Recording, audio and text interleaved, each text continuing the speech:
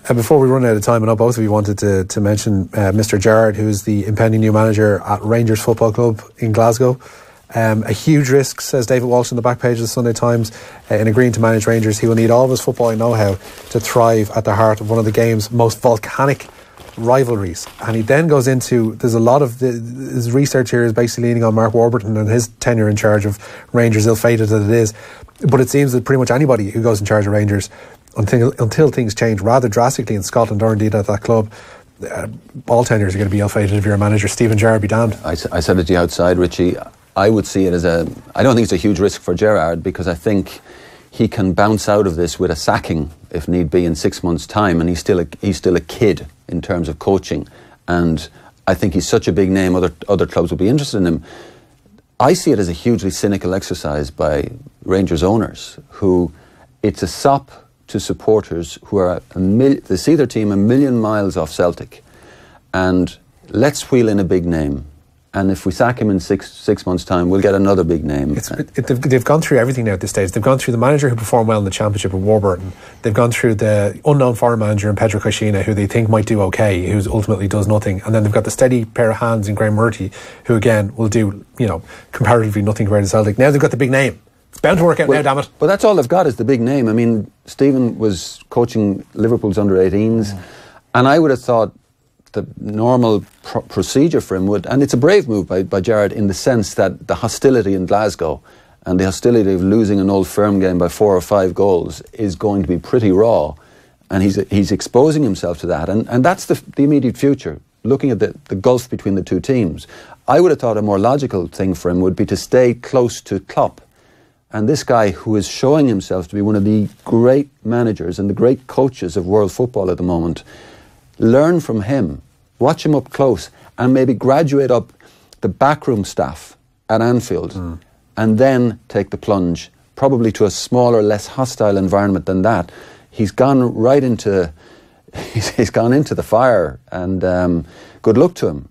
I can't see it ending well. There's an arrogance at play there, and to be honest with you, it's almost a positive arrogance, because you need a lot of self-belief to head into a club like Rangers. They're not the club they were, obviously, 10, 15, 20 odd years ago, but they still are the second biggest club in Scotland.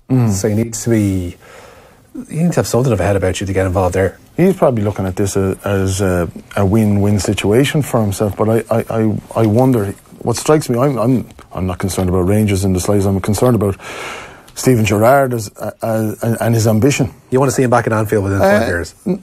Once Klopp has done his time, but, let him win the European Cup twice. No, Richie, he looks like a man in a hurry to me, Gerrard, and too much of a hurry. When you consider apparently MK Dons were knocking on his door about 6 weeks ago, and he clearly went, "Yeah, no, you're grand. You're heading back down to League One or whatever it is, but I don't really need to get involved in that." They seem to be, at least under Pete Wilgamill, a far better set up side. They've got a nice ground. They're a coming force. At least they will be in Winkleman's head, whereas Rangers are just a madhouse. But you must bear in mind that you're talking about Stephen Gerrard, who has had this incredible self-belief as a footballer, and he's looking at Rangers and thinking, do you know what, I think I know what to do here, and I think if I can get them competitive and I can get them within 10 points of Celtic next season and win an Old Firm game or even draw an Old Firm game, I'll be a hero. I'll be seen to have turned things round to some extent, even if it's very superficial what I've done. And I think self-belief has never been an issue for Stephen Gerrard in his entire football life, and that's what's carrying him into here. And he's looking at this big stadium, this big red brick stadium, an iconic stadium, and he's kind of thinking, if I can get this place bouncing, I agree. What's not to like? Absolutely. I think Kevin Kilban was mentioning, or was it Kenny Cunningham during the week, that they can only see this as a short-term thing, 3 years max, and a case of if he brings them within, if he's seen to be the man that's left a legacy that did the spade work for Rangers to actually make it a rivalry, because let's be honest, it's not a rivalry anymore. If he is regarded as that, then I think he will be happy. But in terms of a step up, you have to wonder. As you said yourself, Richie, MK Dons would be seen as a more suitable opportunity, but Stephen Gerrard and MK Dons just doesn't seem like a compatible name mix. But again, Gerrard is here on his name. Has he earned his spurs? I don't think he has. The reports coming back from him, from what I've seen of working with Liverpool's under-18s, have been largely positive, to be fair. I don't think there going to be anything but when you have that level of player. But, you know, Warburton mentions here when he's talking to David Walsh, saying financially Celtic are far stronger than Rangers, and if they qualify for the group stages of next season's Champions League, that's another 35 million in the kitty. The sheer finances involved here are completely at odds with one another. He's going to be dabbling. He's probably going to be going back to Liverpool for a certain number of underage players and then shopping in League One. But there's a kind of a double whammy dimension to this, Richie, because he's trying not just to beat Celtic, who have so much more money, but he's trying to beat Brendan Rodgers, who, whatever people think of him, and I actually admired him hugely as Liverpool manager, he's a very good coach. He's a very smart coach, and he has improved players he works with. We have no evidence that Stephen can do that. And this is what I'm saying. It's a shot to nothing by Rangers. You know, there's no reason to believe that with not a fraction of Celtic's money and not a fraction of Rodgers' coaching experience, that this is the guy to turn things around. Football seems to have moved on a lot from the we'll just give it a go and see how it works out mentality, which is what this seems born of from both parties. Yeah. And just when you thought that Rodgers might be ready to move, you're thinking to yourself, no, he might stick around, you know, 1 or 2 more seasons, because Rodgers and Gerrard, there's always been questions.